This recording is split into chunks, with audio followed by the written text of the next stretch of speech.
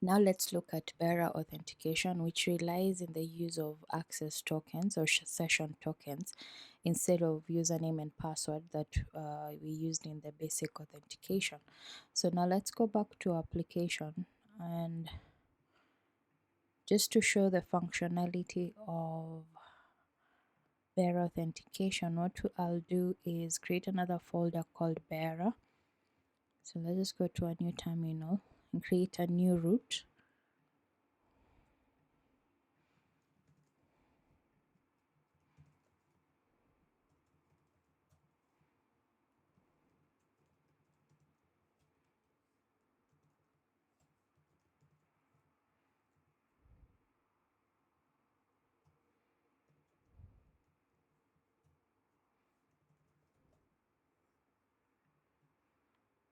So we'll have another folder called index. Let's create its middleware.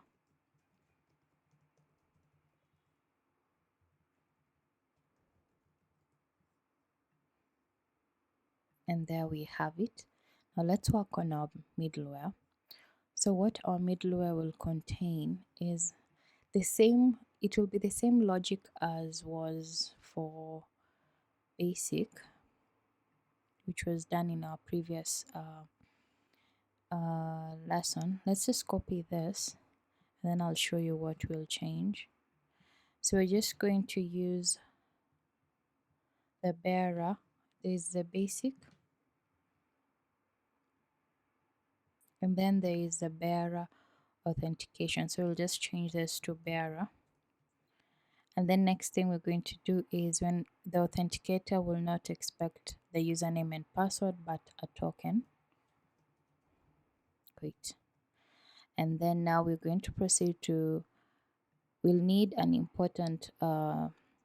the session repository. If you recall, in one lesson before, we had designed a session repository, so we'll need that. So what we're going to do is define it here, the instance.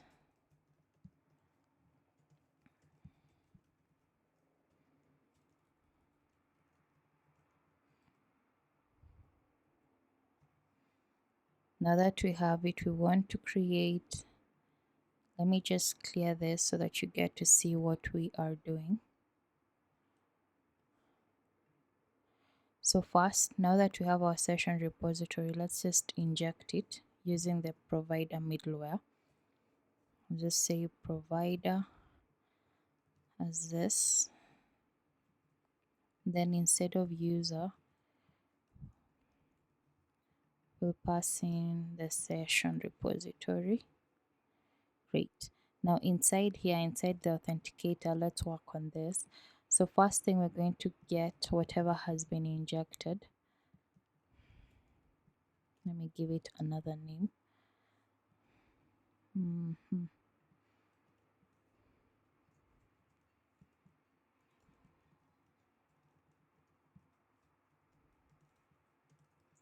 So we pick whatever has been injected, the instance that has been injected of session repository. We do the same for the user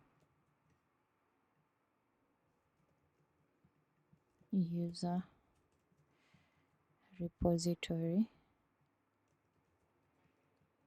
Next thing we're going to do now is we're going to access a specific function that we created called session from token. That will get for us the information about the specific token that has been passed. Is equals to await. Let's just pass in here on a sync. Then we'll say session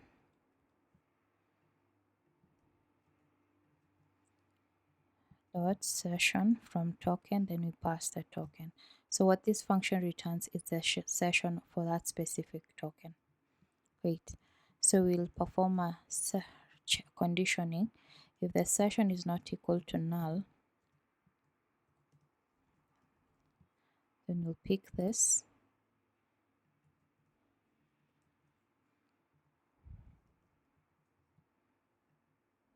and get the user ID from the session that we have created and use that to validate this user. That's what it means.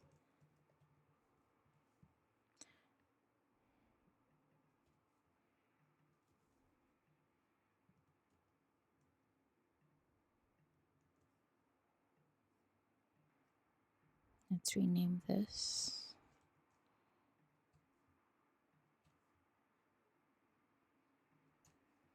Great.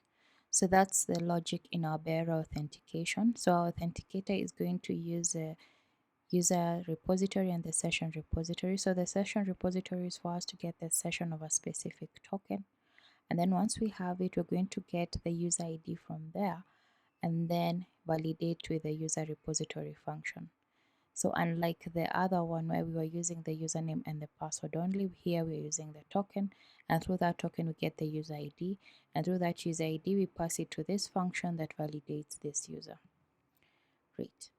Now in our apply is what we're going to do. So in the bearer section what we're going to perform is we want a user to be able to, when you're creating a user, you don't have a session, you're just creating a new user.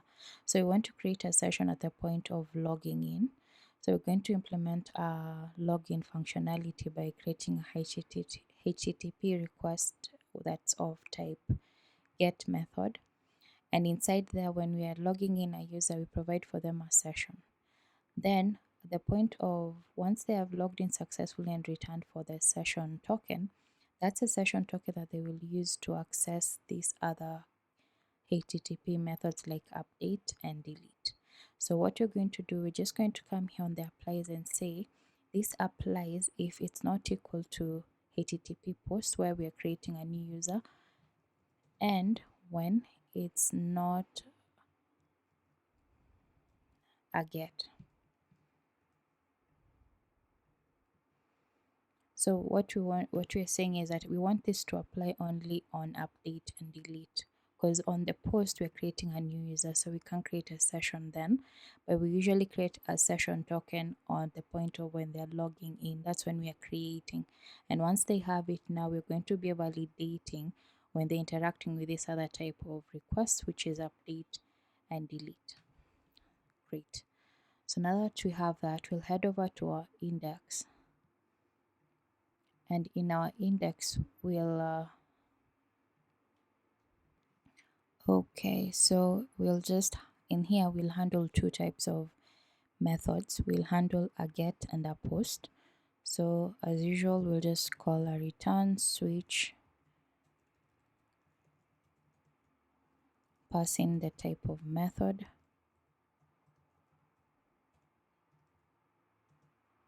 then inside here our first method will be a post where we'll create a user, feature response, create user, request context, async, and this function, let me first paste it here, and we pass the context, but this function is equivalent to the one in the basic folder, this one. It's just the same. So what we're going to do is just come here and copy this,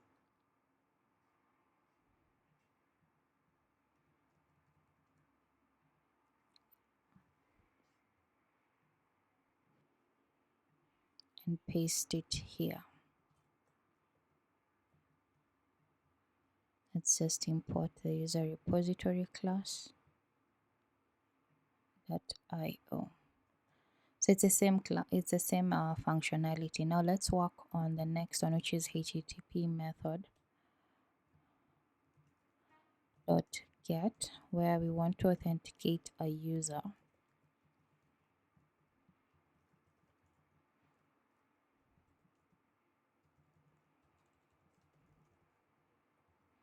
Let's just create a function for it here. Response authenticate user pass in the request context.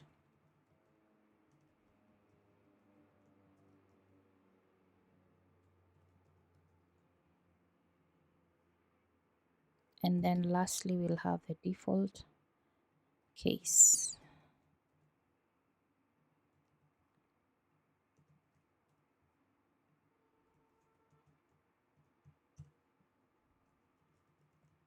Future.value, define the response and set the status code to method not allowed. Great. Now let's work on this authentication user. So you get to see how you create a session. So first thing, we'll just go, we're expecting when we're authenticating a user, which is equivalent to logging in from our app side, we'll need to have passed a username and a password. So we'll just come here and say final body is equals to await context.request.json, and then we'll cast this to a map. Then we go and pick our username, which will be of type key username, and cast it as a string. Then we'll have our password, set the key as password, and cast it as a string. Now that we have that, we need to pick the user repository instance that was injected from the middleware is equals to context.read of type user repository, and also let's pick the session repository instance that was injected, session repository. Great. Now we just want to check if the username and the password exist. Let's add another under there. So if there is value in those two variables, we'll proceed to use the user repository instance and call the user from credentials, where we'll pass the username and password, and it will validate and return for us the user object of these specific credentials. Wait, let's if, then we'll come here and say if this object is equals to null, we just proceed to say that set the status code to define that this credential is unauthorized.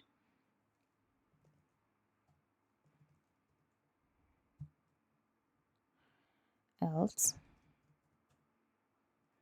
we'll proceed to create now a session for this credential by using the session repository instance, and then we create a session by passing in the user ID, and to get the user ID, it comes from this object that we received, so it will be user.id. Once you've done that, we just return a response.json,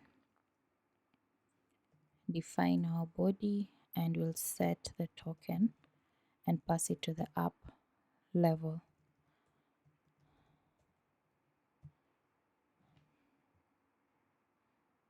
So there's an if, then let's close this else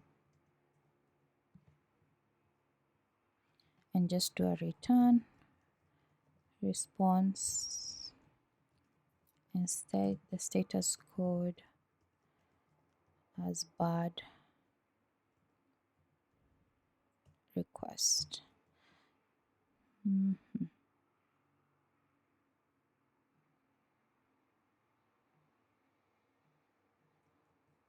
So there we have our login function where we are authenticating a user, and once the credentials are successful, we identify them, or we create a session for them that will identify them when we are authenticating them, or when they proceed to use run certain requests. They need to pass now that token that they have received at the point of logging in. So here's our function. So this is how we get to use the session repository or implement session management. And now let's proceed to create our dynamic route that will hold up update and a delete. Then we get to see how bearer authentication really works. Let's create a dynamic route from our terminal. Let's just say dartfrog new route.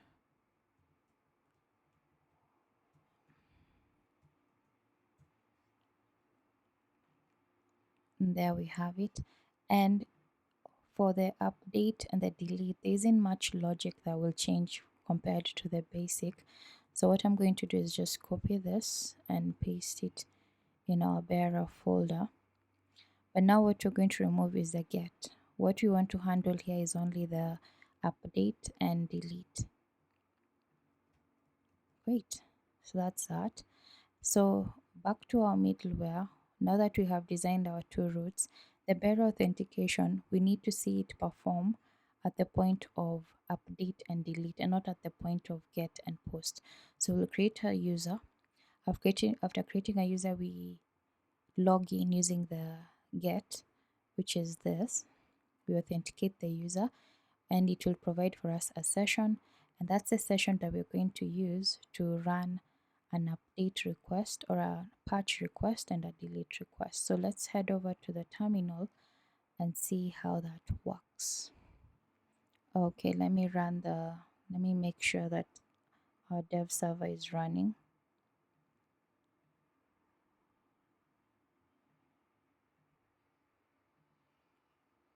It's running. So we'll just do a call request post. We already have a post request payload here. Instead of authentication basic, let's set it as bearer, and then we want to create a user. Let's just define this. Just give it another name like Bill Gates. Username B Gates, and let the person retain as that. So let's create this. Let me see. I must have done something quite wrong. Bearer index authentication bearer.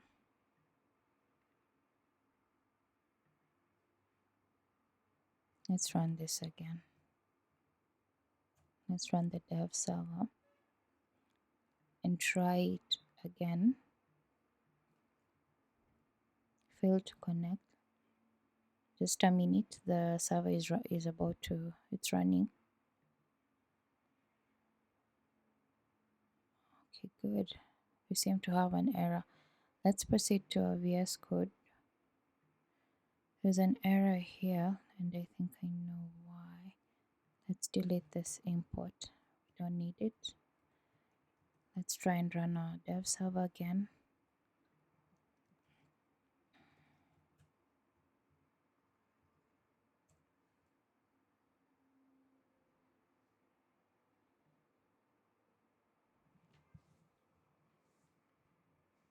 Wait until the point where it says hot reload is enabled. Okay, now let's go back to our terminal. Let's clear this and run our request again. So there we have our user ID. Now let's do a get, where we are now authenticating this user. So let's do a call request get. So how we're going to design this because we need to pass a body. Let me make it easier. We're just using the post payload, but just change the method to get. It's using the same root, and then we have our username and password. There we have it. So let's enter. So we have our token. Now that we have our token, let's test our call request patch. So we'll come here, we have our patch, but our root is wrong. We need to use authentication. Let's delete this.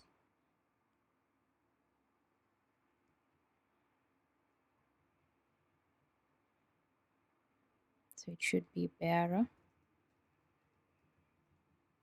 And then we need to pass the ID, which is this. There we have it. And then our authorization here, it should be bearer.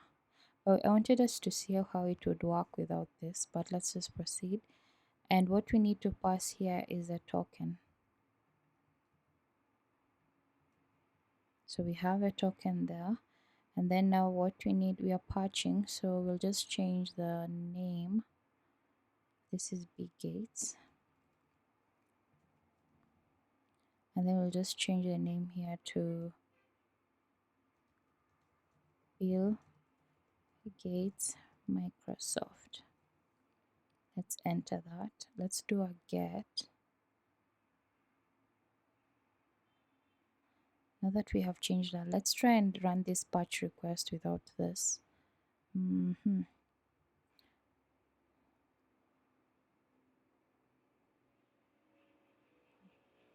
But you remember the get, there's a get HTTP method request that we had handled in the dynamic root. I think we're going to return it so that you can see if our information has changed. If we run it like this, we're still not getting any. Let's try and do that. Let's just return. In our dynamic root, we had a certain request that the get user. That will help us see if our information has been updated or not. So back to our root. Let's run the first batch that has, let me clear this. Let's have the first batch that has the correct information. And then let's try and do a get. Call request get.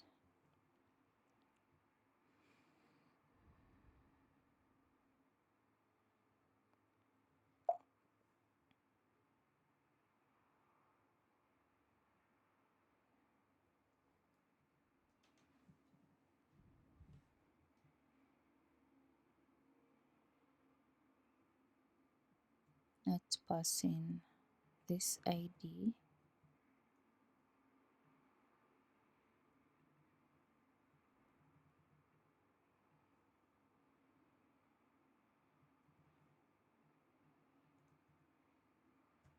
Enter.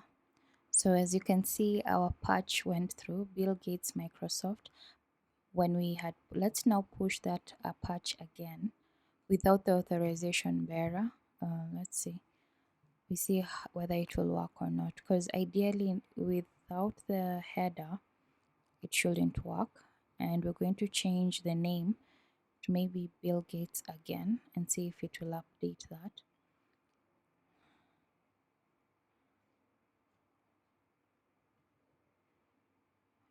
Let's delete all of this.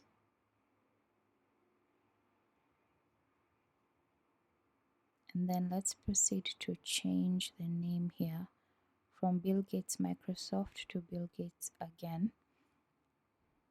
And let's enter. So let's do a get. And as you can see, it hasn't updated because it does not have the header that it requires for it to be authenticated and proceed to implement the update functionality. So I hope that makes sense. Let's do a delete and get to see how that works again. clear. So I'll just do a curl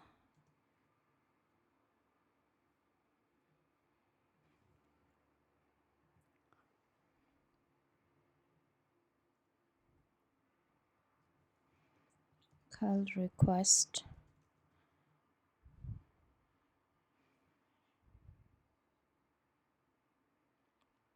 Let's try first without the header and see.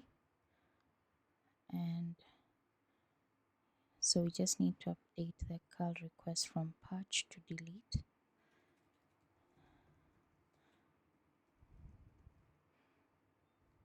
Let's try that. Okay, let's do a get and see. So it hasn't deleted. Now let's pass in the header. I'll just pick the patch that has the header. Just set this as delete. We can retain the payload and enter. Let's do a get.